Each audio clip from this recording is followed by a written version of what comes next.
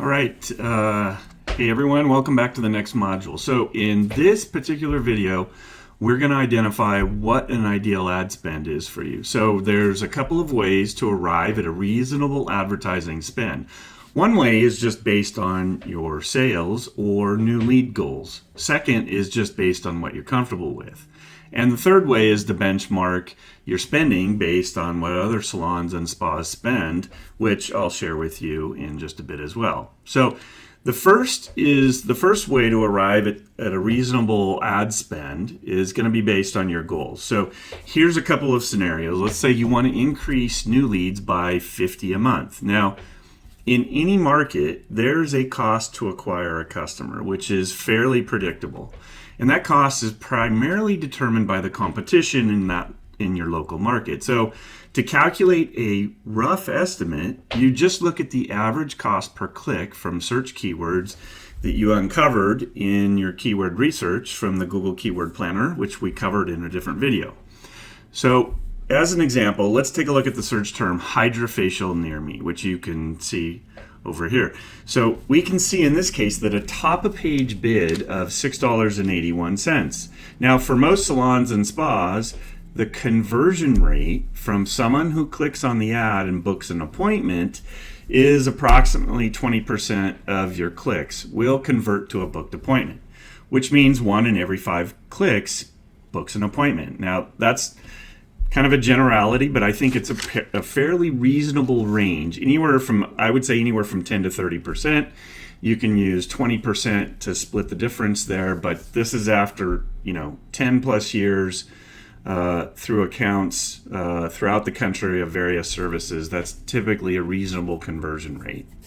So if 1 in every 5 clicks book, then 5 clicks times $6, I'm just rounding down in this case to make the math simple, is a $30 cost per conversion, or somebody that books an appointment, whether that's through they book online or they call you or submit a form. So if your goal is 50 new leads, that equates to 30 times 50, which is $1,500 in ad spend.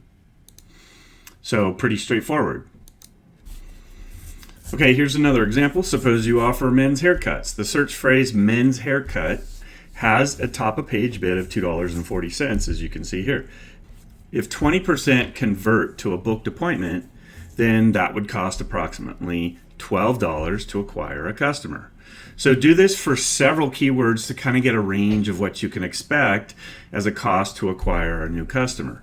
Now, that conversion rate of approximately 20% of the traffic that comes to your website converts to a booked appointment assumes you have an effective landing page or a website to which you're sending that traffic to. So now you should never forget as well that there is a lifetime value with each customer that is often far greater than just one visit.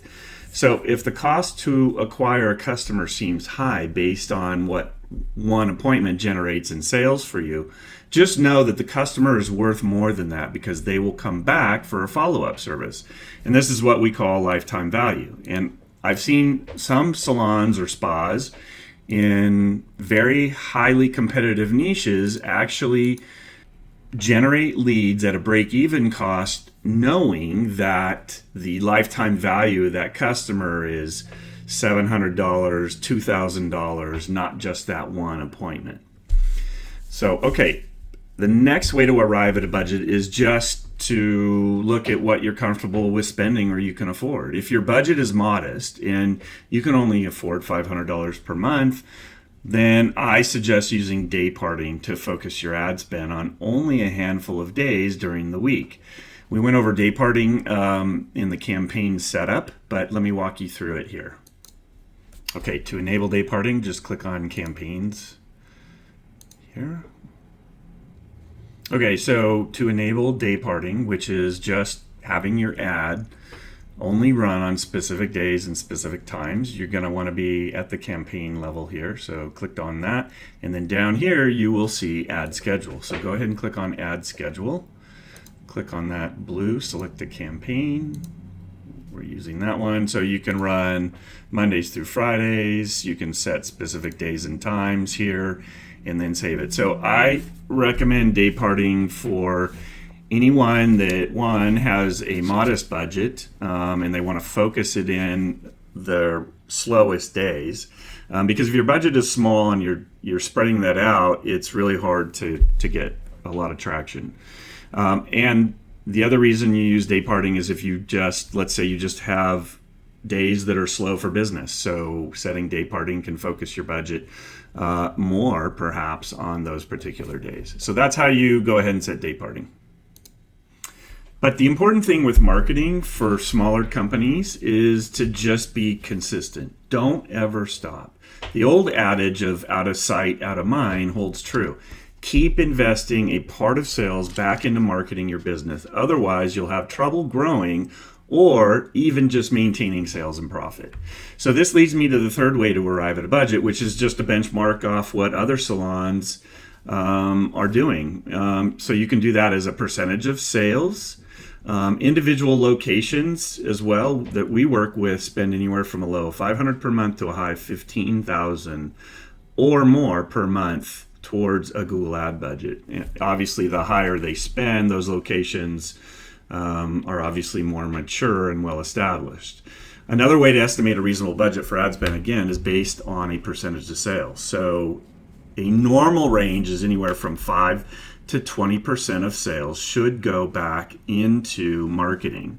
Spending on the lower part of that, so more closer to 5% of sales, you're just focused on pulling the most profit out of the company and barely maintaining sales, not any growth. With only 5% of sales going back into marketing, you're likely not going to grow. Spending upwards of 20% or more of sales on marketing means you're positioning your company for fast sales growth. So the bottom line is just be consistent month after month with your marketing budget. Don't stop. And that concludes the end of this video. Let's move on to the next one.